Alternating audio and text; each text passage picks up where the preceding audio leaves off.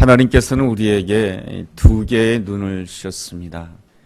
하나님께서 우리에게 두 개의 눈을 주셨다라고 하는 것은 두 개의 시선을 가지며 살아가라고 하는 하나님의 거룩한 뜻이 있습니다. 하나의 시선은 우리에게 주어진 그 현실을 직시하는 시선이고, 또 하나의 시선은 하나님이 주신 그 약속에 의지하여서 하나님께서 허락하실 그 영광을 바라보는 그러한 시선을 가지라고 하는 것입니다. 두 개의 시선을 가진 사람 가운데 한 예를 듣는다라고 한다면 룻기서에 나오는 룻이라고 하는 여인을 예로 들 수가 있겠습니다. 룻은 이방 여인으로서 모압 사람입니다. 모압 사람으로서 이스라엘 사람인 그 모압 땅에 왔던, 베들레헴 땅을 떠나서 모압 땅에 왔던 아비멜렉 집안에 시집을 오게 됩니다. 그런데 시집 온 지 얼마 되지 않아서 시아버지 나오미가 세상을 떠나게 되고, 또한 남편이 세상을 떠나게 됩니다. 그가 이스라엘 집안인 아비멜렉 집안에 시집을 오게 되었지만은 그가 경험하는 현실이라고 하는 것은 죽음이요 가난이었던 것입니다. 남자가 다 죽었다라고 하는 것은 그 가정이 이제는 더 이상 경제적인 능력을 가질 수 없게 되었다, 그러한 뜻입니다. 요즘에는 여성들도 경제적인 활동을 많이 하고 있지만 그 성경 시대에 그 여성이라고 하는 것은 그 경제적인 활동을 할 수가 없고 모든 경제적인 것을 남자에게 의존해야 되는 그러한 구조였던 것입니다. 그러니 그 집안에 남자가 다 죽게 되니까 자연적으로 그 가정은 가난할 수밖에 없었던 것입니다. 그가 현실만 바라보았다라고 한다면 낙심할 수가 있었고 절망할 수가 있었을 것입니다. 여러분들이 그 6월달 이제 새롭게 맞이하게 되었는데요. 여러분들이 달력에 나와 있는, 우리 교회 달력에 있는 그 문구를 여러분들이 보았는지는 모르겠지만 그 문구에 이렇게 쓰여져 있습니다. 세상에 무릎을 꿇지 않으려면 하나님 앞에 무릎을 꿇어야 된다. 이러한 그 내용의 문구가 우리 교회 달력 전면에 6월 달에 기록되어 있습니다.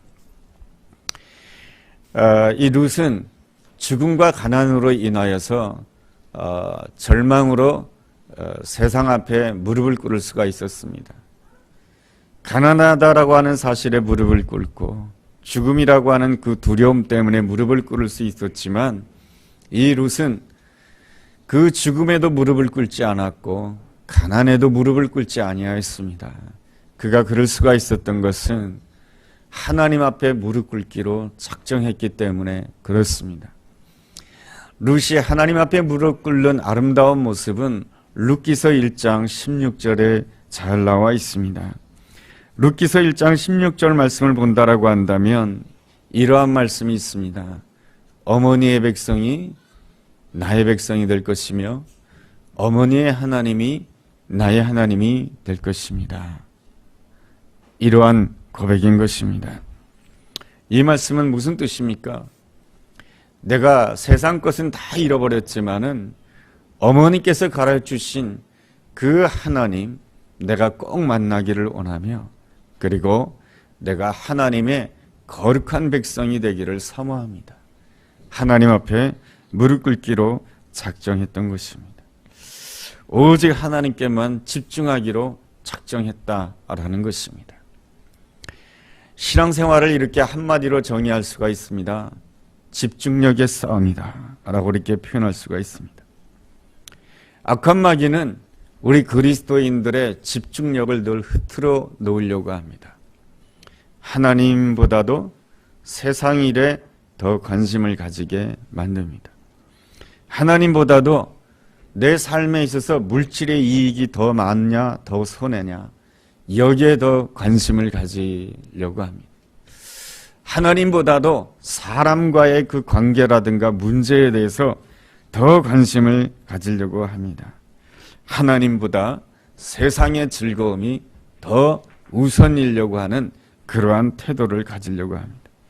이 모든 것은 바로 보이지 않는 악한 마귀가 우리의 정신을 통해서 역사를 하고 있는 것입니다. 그래서 우리의 문제는 항상 이 집중력이 흐트러진다라고 하는 것입니다. 집중력이 흐트러지게 되면은 우리가 하나님의 은혜를 체험하기가 어렵습니다. 우리 하나님은 어떤 하나님이십니까?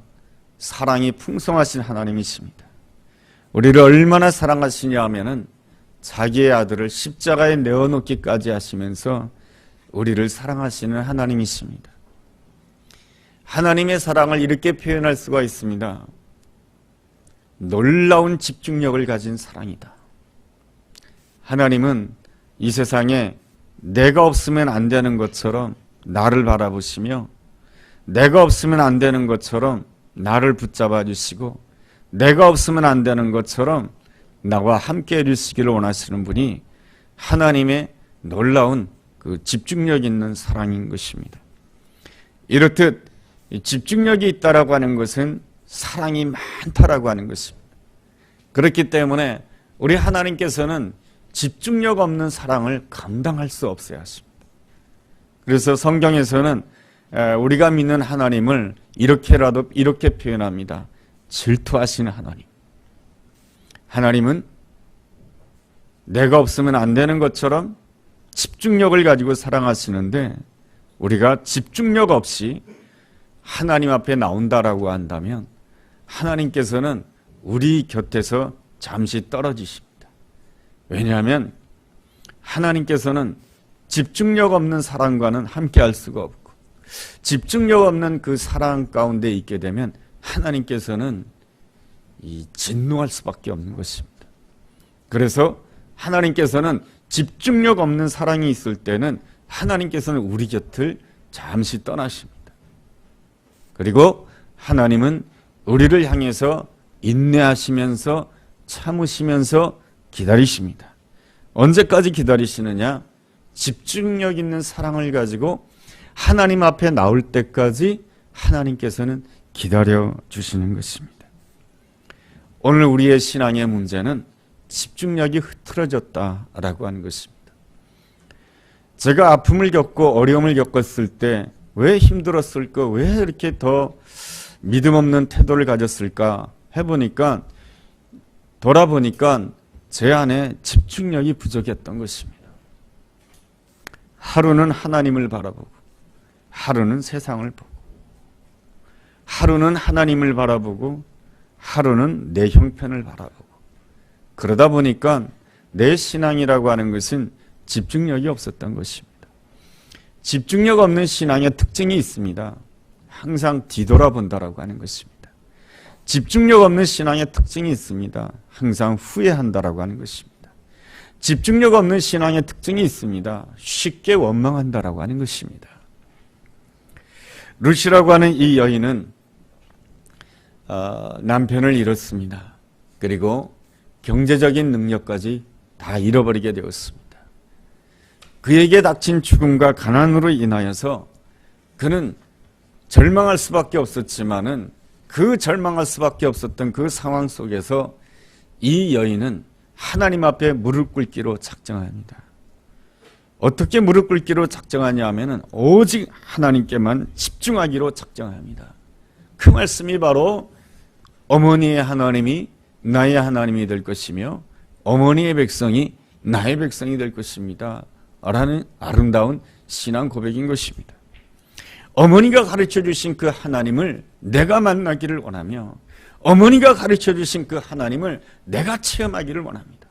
내가 귀로만 듣기를 원하는 것이 아니고, 내가 삶 속에서 어머니가 가르쳐 주신 그 하나님을 귀로만 듣는 것이 아니고, 어머니가 가르쳐 주신 그 하나님을 내가 삶 속에서 직접 내가 만나고 체험하기를 원합니다. 그 마음을 가지고 이 룻은 모압 땅을 떠나서 어디로 향하게 됩니까? 베들레헴으로 향하게 됩니다. 베들레헴의 뜻이 무엇입니까? 떡집이라고 하는 것입니다. 우리가 하나님께 집중한다라고 하는 것은 무엇입니까? 생명의 말씀에 집중한다라고 하는 것입니다. 우리 그리스도인들에게 진정한 생명의 떡은 무엇입니까? 하나님의 말씀인 것이죠. 베들레헴으로 향한다라고 하는 것은 무엇입니까? 말씀의 떡집으로 향한다라고 하는 것이며, 오직 말씀을 사모하며 말씀에 집중하기로 결단하는 것입니다. 그랬을 때에 하나님께서 이 룻에게 주시는 아름다운 축복이 있는데, 만남의 축복인 것입니다. 하나님을 사모하기 시작하게 되면 누구를 만나게 되냐면 하나님을 사모하는 사람을 만나게 됩니다. 하나님을 집중하는 사람이 되고자 한다라고 한다면 우리는 누구를 만나게 되냐면 하나님께 집중력을 가진 사람을 만나게 됩니다. 이것이 하나님의 역사인 것입니다. 하나님께서는 바로 우리의 삶을 변화시킬 때에는 이 만남을 통해서 변화시켜 나가시는 것입니다. 룻기서를 읽어보면 중요한 두 인물이 나오죠. 중요한 두 사람의 만남이 나옵니다. 룻과 보아스의 만남입니다. 룻은 어떤 사람입니까? 모압 사람입니다. 여인입니다. 가난한 사람입니다. 남의 밭에 가서 이삭을 주서야 겨우 하루하루를 연망할 수 있는, 세상적으로 보면은 보잘것없는 여인입니다. 반면에 보아스는 어떤 사람입니까? 정통 유대인입니다. 보아스는 나이가 많은 사람입니다. 보아스는 많은 밭을 가지고 있는 부자입니다. 그렇다고 한다면 룻과 보아스는 전혀 공통점이 없는 사람입니다. 그런데 두 사람이 아름다운 만남을 가지고 있습니다. 어떻게 그럴 수가 있었을까요? 왜냐하면 두 사람 다 똑같이 하나님을 향해서 집중력을 가진 사람이었기 때문에 그렇습니다. 여러분 주보 안에 보면은 제가 써놓은 성경 구절이 있습니다. 말씀 나눔의 그 1번에 보게 되면 룻기서 2장 1절과 룻기서 3장 11절을 기록해 놓았습니다. 룻기서 2장 1절에 보면 유력한 자가 있으니 그의 이름은 보아스더라 라는 말씀이 있고요.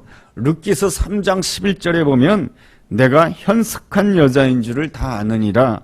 이 룻기서 3장 11절은 보아스의 표현인 것입니다. 우리가 보게 되면 이 유력하다 그리고 현숙하다, 이것은 한국말로 말하면 다 다른 표현인 것이죠. 그러나 우리가 히브리어 성경 원문으로 읽는다라고 한다면 그 원문에는 다 어떻게 표현되어 있냐면 하일, 유력하다고 하는 그 표현도 하일이고요, 현숙하다라고 하는 표현도 하일입니다. 하일이라고 하는 뜻은 보배롭다, 존귀하다, 이러한 뜻인 것입니다. 하나님 보시기에 존귀했던 그 보아스는 하나님 보시기에 존귀했던 룻을 알아보는 것입니다. 룻이 비록 자기 밭에 와서 이삭 죽기나 하는 가난한 고, 그리고 세상 사람들이 보기에는 불쌍한 여인이었지만은 이 하나님 보시기에 존귀한 사람이었던 이 보아스는 하나님 보시기에 존귀한 이 룻을 한눈에 알아보게 됩니다. 이것이 바로 하나님의 그 놀라운 역사입니다. 내가 하나님 앞에 기도하기 위해서 하나님께 집중하면서 기도하는 사람은 누구를 만나면 금방 아냐면 하나님께 집중하기 위해서 기도하는 사람을 딱 만나면 금방 알아봅니다. 이것이 바로 하나님이 일하시는 방법인 것이죠. 그래서 하나님 보시기에 존귀했던 자 보아스와 하나님 보시기에 존귀했던 룻이 만나게 됨으로 인하여서 어떤 역사가 일어나게 되냐면 그 두 사람과의 만남 속에서 오벳이 태어나고, 그 두 사람과의 만남 속에서 이새가 태어나고, 그 두 사람과의 만남 속에서 다윗이 탄생하게 됩니다. 그리고 그 다윗의 후손으로 이 땅에 예수 그리스도가 오게 됩니다. 이것이 바로 하나님의 역사로 말미암아 되어지는 놀라운 은혜인 것입니다. 룻이 있었던 자리는 본래 죽음이 있었던 자리며 가난에 찌든 삶이 있었던 그러한 자리입니다. 그러나 이 룻이 하나님께 집중하기 시작하면서부터 그의 삶은 변화되기 시작합니다. 그래서 그의 삶은 생명이 역사하는 자리가 되고, 그의 자리는 은혜의 자리가 되고, 그의 자리는 보아스를 만나는 자리가 되고, 그의 자리는 다윗이 오는 자리가 되고, 그의 자리는 바로 예수 그리스도가 오게 되는 놀라운 자리가 되는 것입니다. 이것이 바로 하나님이 일하시는 방법이며, 이것이 바로 하나님이 되게 하시는 놀라운 역사인 것입니다. 룻의 삶을 본다라고 한다면 뭐 그렇게 대단한 삶이 아니죠. 가난한 여인이 물질이 많은 그 보아스라고 하는 나이 많은 남자를 만나서 아이를 낳은 이야기입니다. 그저 평범한 이야기입니다. 그런데 이 평범한 이야기 가운데는 하나님이 일하셨던 것입니다. 하나님을 향해서 집중할 때 이 평범한 이야기 속에 하나님의 손이 역사하기 시작합니다. 하나님의 손이 역사하기 시작하자 그 룻의 평범한 이야기는 거룩한 이야기가 되고, 그 룻의 그 평범한 이야기는 하나님께서 이스라엘의 다윗을 통해서 새로운 역사를 펼쳐나가게 되는 놀라운 도구, 놀라운 준비가 되는 것을 보게 됩니다. 여러분, 이것이 바로 하나님께서 하나님의 백성들에게 주시고자 하는 아름다운 삶이며 은혜의 삶이며 되게 하시는 아름다운 역사인 것입니다. 하나님께서는 사람을 창조하셨을 때 다 사람들이 이러한 은혜를 누리기를 원하셨습니다. 그래서 창세기 2장 7절의 말씀을 보면 이러한 말씀이 있습니다.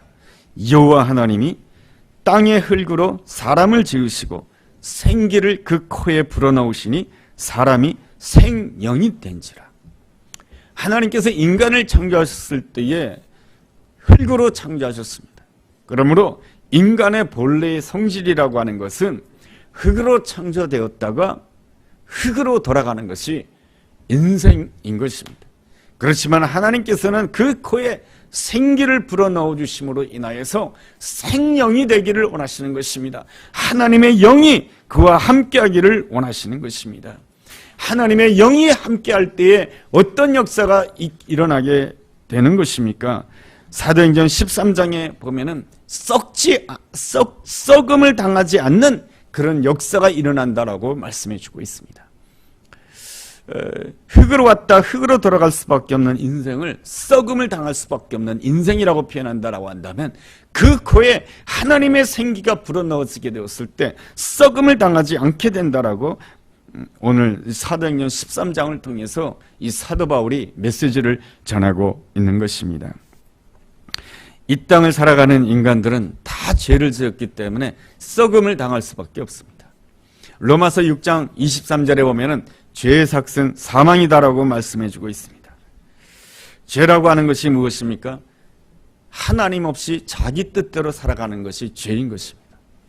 아무리 똑똑해도 하나님 없이 자기의 힘으로 살아가게 되면 그 마지막은 사망인 것입니다. 썩는 것입니다. 썩는다라고 하는 것은 뭡니까? 없어진다라고 하는 것입니다. 시간이 되면은 다 없어지는 것입니다.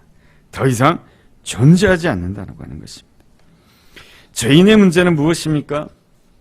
썩지 아니하시는 영원하신 하나님보다 썩어 없어질 것에 더 집중하면서 산다라고 하는 것입니다. 썩어 없어질 것에 더 집중하면서 살다가 본인도 썩어 없어진다라고 하는 것이 성경의 결론인 것입니다. 그렇다 해서 썩어 없어지는 것이 필요 없는 것이 아닙니다. 우리의 육체 절대 영원하지 않습니다. 나이가 들면 육체의 기능이 벌써 떨어지게 됩니다. 그리고 때가 되면 80 혹은 90, 요즘은 100세도 살게 되지만 그때가 되면 썩어 없어지게 됩니다. 그런데 이 썩어 없어지는 동안에는 썩어 없어질 것이라 할지라도 필요합니다. 썩어 없어질 것인 물질이 필요합니다. 썩어 없어질 건강이 필요합니다. 썩어 없어질 그리고 명예가 필요하고 썩어 없어질 권력이 필요한 것입니다. 그런 모든 힘들이 필요하고 그 모든 땅들이 필요하고 썩어 없어질 식물이 필요하고 썩어 없어질 음식이 필요한 것입니다. 모든 것이 다 필요한 것입니다. 하나님께서는 그것을 인정하십니다. 우리의 육체가 아직 썩지 않을 때 말이죠. 하나님께서는 우리의 육체가 아직 썩지 않고 살아있을 때에 하나님께서 썩을 것이지만 그것을 다 공급해 주시는 이유가 무엇입니까? 이 모든 것을 공급해 주시는 분은 바로 영원토록 썩지 아니하신 하나님만이 다 공급해 주시는 분이시다라고 하는 것을 기억하고 썩을 것을 바라보지 아니하고 썩지 아니할 영원하신 하나님, 오늘도 살아계신 그 하나님을 바라보도록 하기 위한 하나님의 거룩한 뜻인 것입니다. 그래서 우리가 아직 살아있다라고 하는 것은 무엇입니까? 아직 우리의 육체가 썩지 않았다라고 하는 것은 무엇입니까? 우리로 하여금 썩지 아니하실, 영원토록 썩지 아니하실 여호와 하나님을 바라보라고 하는 하나님의 거룩한 뜻인 것입니다. 그리고 우리의 필요한 모든 것들은 다 하나님께로부터 온다라고 하는 것을 믿도록 하기 위한 것입니다. 하나님께서는 늘 이렇게 하나님의 백성들에게 축복해 주십니다. 하나님의 백성들에게 축복해 주시면서 또한 하나님께서 또 걱정하는 바 한 가지가 있습니다. 과연 이 백성들이 나를 사랑할까? 집중력을 가지고 사랑할까? 이것에 대한 의문점을 하나님은 늘 가지고 계십니다. 그러니까 하나님이 원하시는 것은 순수한 사랑을 원하시는 것이죠. 우리 부모님들도 자녀를 사랑할 때에 순수한 사랑을 원합니다. 부모가 힘이 있고 물질이 있어서 자녀가 부모를 사랑한다라고 한다면 그것은 진정한 사랑이 아닌 것이죠. 부모가 연약해졌을 때, 부모가 병들었을 때도 부모를 사랑할 수 있는 것이 진정한 사랑 아니겠습니까? 하나님은 우리에게 그 진정한 사랑을 원하시는 것이죠. 그렇지만 하나님께서는 언제나 사랑이 넘치시는 분이시기에 베풀어 주시길 원하시는 분이 하나님이십니다. 그래서 하나님께서는 그 출애굽한 이스라엘 백성들에게 약속을 주십니다. 내가 너에게 아름다운 땅을 주겠다. 그런데 하나님께서는 이 이스라엘 백성들에게 아름다운 땅을 주시면서도 걱정이 있습니다. 신명기서 11장을 읽어보면은 내가 이스라엘 백성들에게 이제 아름다운 땅을 줄 테인데 이스라엘 백성들이 그 아름다운 땅에 들어가서 하나님보다 아름다운 땅을 우상으로 섬기면 어떻게 하지? 이것이 하나님의 걱정입니다. 그래서 하나님께서는 신명기서 11장 16절과 17절에 이렇게 경고해 주십니다. 내가 너희에게 아름다운 땅을 줄 터인데 너희가 그 아름다운 땅에 들어가서 하나님보다 그 아름다운 땅을 더 많이 섬기게 되면 이렇게 경고하십니다. 아름다운 땅에서 속히 멸망할까 하노라. 다시 말하면은 그 아름다운 땅에서 너희들이 썩어 없어질 것이다. 이런 뜻입니다. 여러분, 땅도 썩어 없어지는 것입니다. 이 베네수엘라에는 석유가 많이 나가지고 한때는 굉장히 부자였죠. 근데 요즘에는 그 베네수엘라에 있는 석유가 경제적인 가치가 없음으로 인해서 한순간에 베네수엘라가 가난한 나라가 되고 베네수엘라에 있는 사람들은 어떻게 해서든지 그 땅을 떠나려고 하는 그러한 현상이 벌어지고 있습니다. 여러분, 이 땅에 있는 모든 것은 때가 있을 뿐이지 언젠가는 다 썩어 없어질 것이다 라고 하는 것입니다. 그러므로 우리는 언제나 영원토록 존재하시는 그 하나님을 바라봐야 되는 것입니다. 그래야 우리도 썩음을 당하지 않는 정말로 영원히 하나님과 함께하는 복된 생활을 누릴 수가 있는 것입니다. 오늘 본문에서는 다윗에 대해서도 이렇게 표현해주고 있습니다. 여러분 36절 말씀을 이렇게 주목해 보시면 이런 말씀이 있습니다. 다윗은 당시에 하나님의 뜻을 따라 섬기다가 잠들어 그 조상들과 함께 묻혀 썩음을 당하였을 때, 여러분 다윗도 썩음을 당했다라고 표현해주고 있습니다. 여러분, 다윗은 이스라엘 백성들이 생각하는 가장 위대한 사람 가운데 한 사람입니다. 그럼에도 불구하고 사도 바울이 메시지를 전할 때에 다윗도 썩음을 당했다라고 하는 것은 다윗도 자기 힘으로는 썩음을 당할 수밖에 없는 존재다라고 하는 것입니다. 다윗이 하나님의 뜻을 따라 섬긴다고 했지만은 그 역시 집중력을 잃어버리게 되었을 때 그 역시 간음죄를 범하였고, 그가 집중력을 잃어버리게 되었을 때 살인죄를 범하였고, 그가 집중력을 잃어버렸을 때 거짓말했다라고 하는 것입니다. 그러기에 그의 인생도 썩음을 당할 수밖에 없는 그러한 주인이다라고 하는 것입니다. 그렇다면 우리가 어떻게 썩음을 당하지 않는 놀라운 은혜 가운데로 나아갈 수가 있는가? 오늘 성경은 우리에게 가르쳐주고 있습니다. 여러분 35절에 이러한 표현이 있죠. 썩음을 당하지 않게 하시리라. 37절 하반절에 썩음을 당하지 아니하였나니 37절에 그러니까 34절이 그렇죠. 34절을 중반절에 보면 썩음을 당하지 않게 하실 것을, 그 다음에 35절에 썩음을 당하지 않게 하시리라. 37절에 썩음을 당하지 아니하였나니. 여러분, 이 썩음을 당하지 않는 길이 있다라고 말씀해 주고 있습니다. 그렇다라고 한다면 썩음을 당하게 하지 않게 하시는 분이 누구인가? 바로 그분은 하나님이시다라고 하는 것입니다. 그래서 그 썩음을 당하지 않게 하시는 분이 바로 하나님이심을 말씀해 주고 있습니다. 34절에도 주어가 하나님께서 죽은 자 가운데서 그를 일으키사 다시 썩음을 당하지 않게 하실 것을 가르쳐 이르시되, 35절에도 주의 거룩한 자로 썩음을 당치 않게 하시리라. 이 역시 주어가 하나님이 빠져 있지만 하나님이 있는 것입니다. 37절에도 하나님께서 살리신 이는 썩음을 당하지 아니하셨나니. 하나님께서는 누구를 썩음을 당하지 않게 하셨다라고 말씀해 주고 있는 것입니까? 바로 하나님의 아들이신 예수 그리스도로 하여금 썩음을 당하게 하지 않으셨다라고 하는 것입니다. 하나님의 아들이신 예수 그리스도가 이 땅에 오셨을 때에 세상은 예수님을 십자가에 못 박게 하고, 세상은 예수님을 무덤에 가두어서 예수님을 썩어 없어지게 만들었지만은 하나님께서는 결단코 예수님을 다시금 살리심으로 인해서 썩음을 당하게 하지 않으셨다라고 하는 것입니다.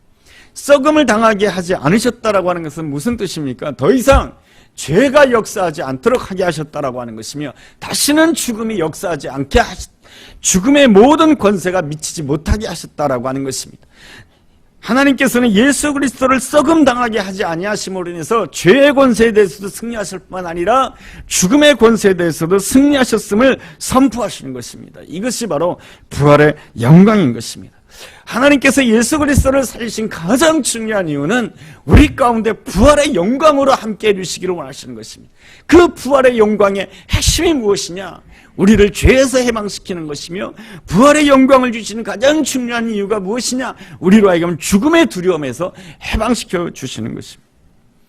그래서 예배를 드릴 때에 가장 우리에게 닥쳐야 될 놀라운 은혜가 무엇이냐면은 죄의 권세에서 해방되는 놀라운 기쁨을 누려야 되는 것이고, 죽음의 두려움에 대한 그 놀라운 그 해방, 죽음의 두려움에서 해방되는 그 놀라운 기쁨을 누려야 되는 것입니다. 이것은 하나님께 집중력을 가지고 하나님 앞에 나아가면 하나님이 주시는 놀라운 은혜인 것입니다. 이 놀라운 은혜는 누구로 인해서 주어지는가? 38절과 39절에 보면 이런 말씀이 있습니다. 여러분이 볼펜이 있으시면 그렇게 언더라인을 쳐주시면 좋을 것 같아요. 38절 중반절에 보면 이 사람을 힘입어, 그리고 39절 하반절쯤에 보면 이 사람을 힘입어. 이 사람이 누구입니까? 예수 그리스도인 것입니다. 예수 그리스도 안에 나타난 그 하나님의 사랑, 예수 그리스도의 십자가를 통한 그 하나님의 사랑과 예수 그리스도의 부활에 나타난 그 하나님의 그 권능을 힘입을 때만이 우리가 어떤 은혜를 누리게 되느냐? 썩음을 당하지 않게 된다라고 하는 것입니다. 이것이 바로 썩음을 당하지 않게 되는 그 놀라운 은혜가 부활의 은혜요, 부활의 영광인 것입니다. 그래서 사도 바울은 이 놀라운 은혜를 항상 누리라고, 여러분 사도행전 13장 43절 하반절에 이렇게 표현해 주고 있습니다. 항상 하나님의 은혜 가운데 구하라. 은혜 가운데 거하라. 여러분, 우리가 항상 거해야 될 하나님의 은혜가 무엇입니까? 이 사람을 힘입어 우리가 누려야 될 그 하나님의 은혜가 무엇인지 구체적으로 두 가지를 오늘 말씀은 설명해 주고 있습니다. 그것이 38절에 보면은 이 사람을 힘입어 죄사함을 얻는 것입니다. 그리고 또 한 가지 은혜는 39절 하반절에 이 사람을 힘입어 의롭다 하심을 얻는 것입니다. 여러분, 죄사함을 얻는다라고 하는 것이 무엇이냐면 회개의 은혜인 것입니다. 이 회개의 은혜라고 하는 것은 무엇이냐면은 룻이 모압 땅에서 베들레헴으로 향하는 것입니다.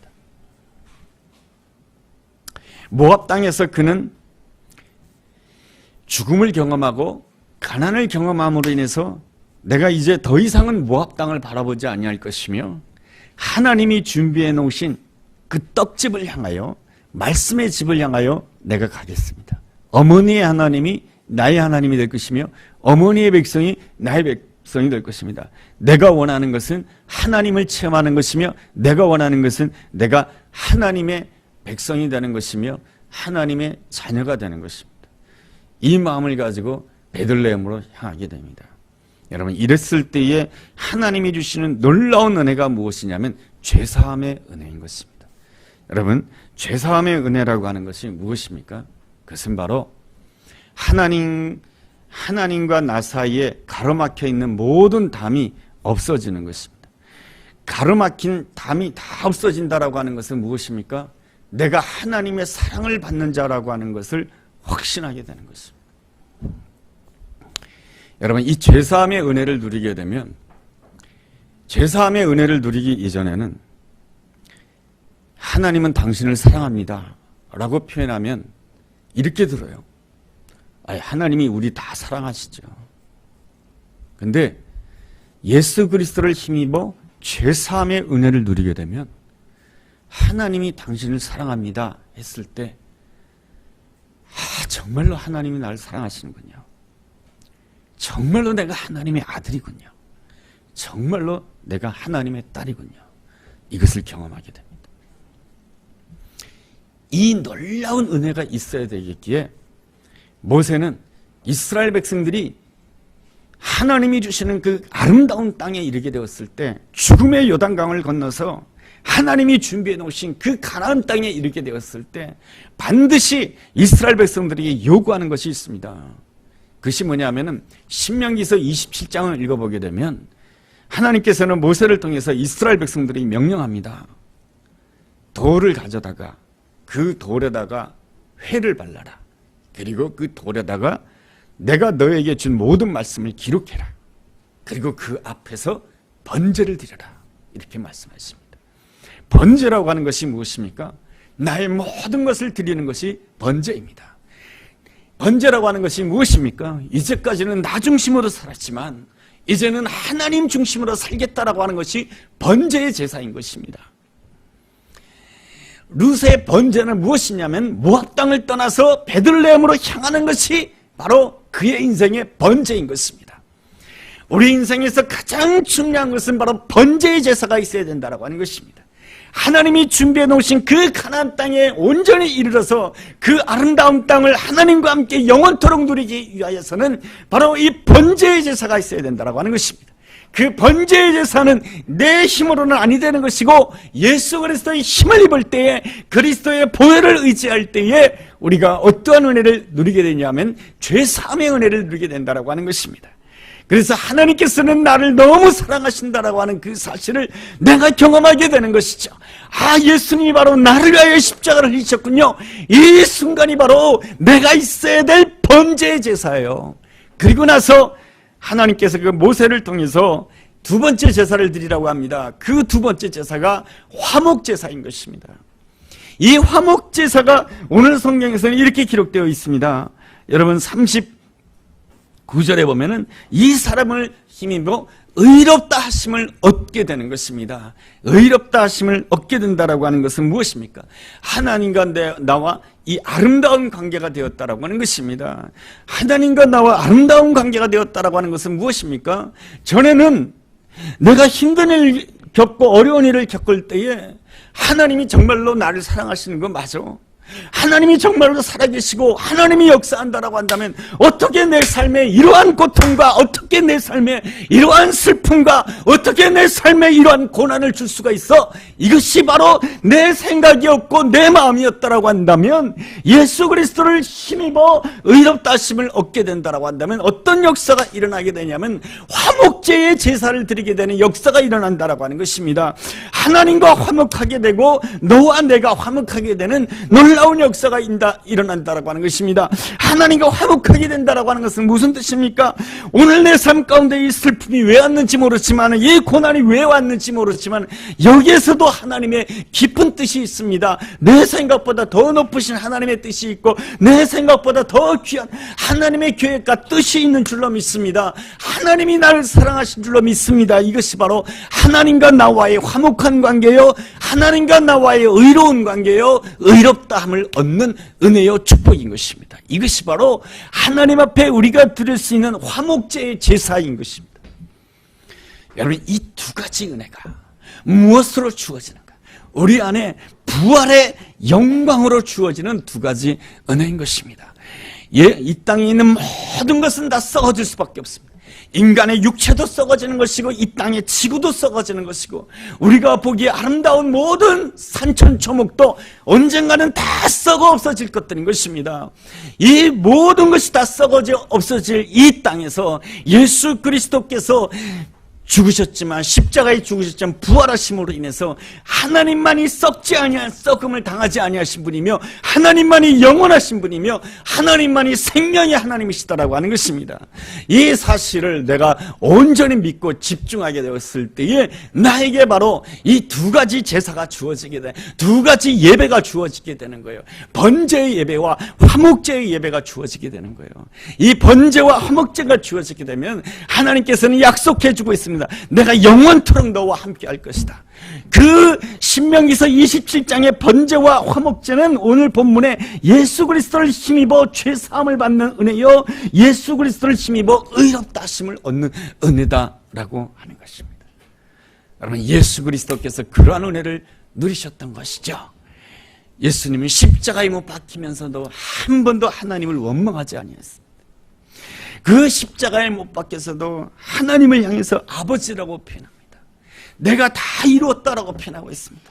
이 모든 것들을 통해서 십자가의 고통이 이 세상에 겪는 고통 가운데 가장 큰 고통이지만, 이 고통을 통해서도 하나님의 뜻이 이루어진다라고 하는 것입니다.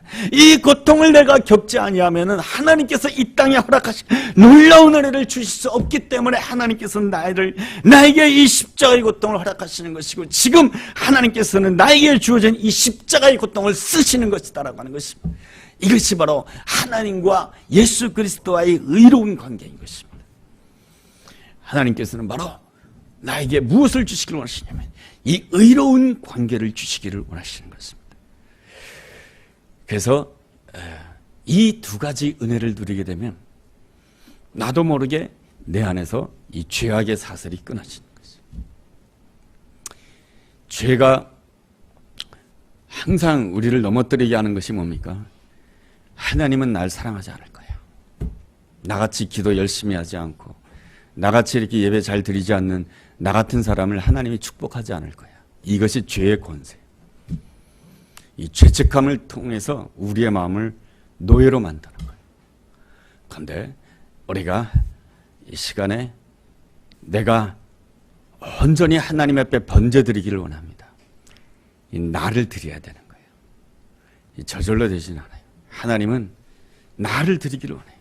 하나님은 집중력 있는 사랑으로 우리와 함께 하셨기 때문에, 하나님은 집중력 없는 사랑에 대해서는 하나님은 참지를 못하세요. 그래서 하나님은 우리 곁을 떠나시는 거예요. 그런데 우리가 하나님 앞에 집중력 있는 사랑으로 나가게 되면 하나님께서 우리와 함께 해주세요. 두 가지로 함께 해주세요. 죄사함의 은혜로 함께 해주시고, 또 하나는 의롭다 하심으로 함께 해주세요. 그래서 우리는 항상 고백할 수밖에 없습니다. 내가 하나님의 아들이구나. 내가 하나님의 딸이구나. 루시라고 하는 여인이 모압 땅에서 베들레헴으로 돌아오게 했을 때, 생명의 떡집으로 돌아오게 되었을 때 룻은 확신하게 됩니다. 내가 하나님의 딸이구나. 내가 존귀한 사람이구나. 여러분, 내가 존귀한 사람이구나 라고 생각하지 못했다라고 한다면, 보아스가 당신은 현숙한 여인입니다 말했을 때 룻이 어떻게 반응했을까요? 그런 말씀하지 마세요. 저는 형편없는 여자예요. 저는 실패한 여자예요. 저는 가난한 여자예요. 저는 남편을 잃어버린 여자예요. 저는 당신의 밭에서 이삭이나 줍는 그런 보잘것없는 여인이에요. 그러면은 만남이 이루어지지 않는 거예요. 룻은 하나님께 집중하는 것을 통해서 두 가지 은혜를 누렸어요. 죄사함의 은혜를 누리고 의롭다 하심의 은혜를 누린 거예요. 그래서 자기를 하나님 보시기에 존귀한 자로 생각한 거예요. 내가 하나님 보시기에 존귀한 자니 하나님 보시기에 존귀한 자는 또 하나님 보시기에 존귀한 자를 봐요. 보아스가 하나님 보시기에 존귀한 자이기 때문에 나의 외모와 조건 때문에 나를 거절하지 않을 것이다라고 확신하는 거예요.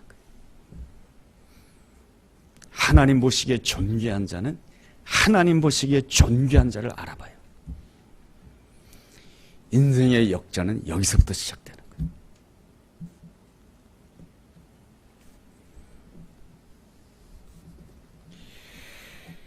이것이 바로 예수 그리스도를 힘입어서 누리는 놀라운 은혜입니다. 사도 바울은 이 메시지를 전하기에 앞서서 자신에게 이 주어진 은혜를 잘 알고 있었어요. 그래서 그가 버가에 이르렀을 때에 풍토병에 걸리고 그리고 마가가 떠납니다. 모든 것이 힘이 빠질 수 있는 상황이었지만 그럼에도 바울은 확신했습니다. 나는 여전히 하나님과 하나님이 보내신 자 예수 그리스도로 말미암아 사도가 된 나 바울. 여러분 갈라디아서 1장 1절에 그렇게 기록되어 있어요. 세상으로 말미암아 내가 사도가 된 것이 아니고 사람으로 말미암아 사도가 된 것이 아니고 하나님과 하나님이 보내신 자 예수 그리스도로 말미암아 내가 사도가 된 사람이에요. 그리고 내가 오늘 풍토병에 걸리고 마가 요한이 떠났지만 여기에도 하나님의 놀라운 뜻이 있음을 믿고 그는 타우르스 산맥을 넘어서서 갈라디아 지방으로 나가게 됩니다. 그랬을 때에 그 갈라디아 지방의 첫 번째 도시인 비시디아 안디옥에서 존귀한 사람들을 만나게 됩니다. 하나님 보시기에 존귀했던 바울이 하나님 보시기에 존귀했던 갈라디아 사람들을 만나게 됩니다. 그리고 그들을 향해서 기록한 서신이 갈라디아 서신입니다. 그 갈라디아 서신이 오늘 우리에게까지 전해져서 하나님의 역사를 일으키고 있습니다. 이것이 바로 하나님이 일하시게 하는 방법이며 하나님이 되게 하시는 놀라운 역사입니다. 오늘 말씀을 통해서 우리가 깨닫는 것은 하나님 나에게 다시 한번 집중력을 달라고 하는 기도가 있어야 될 것입니다. 우리 이 시간에 함께 기도하는 시간을 가지겠습니다.